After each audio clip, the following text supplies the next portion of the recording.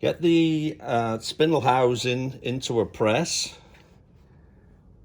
and you're going to need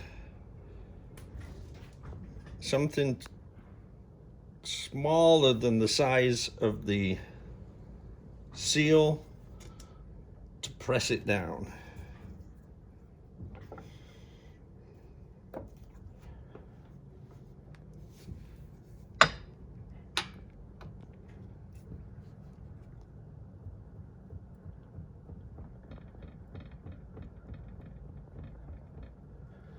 Press it down evenly until the seal is about 1/8 of an inch below this surface.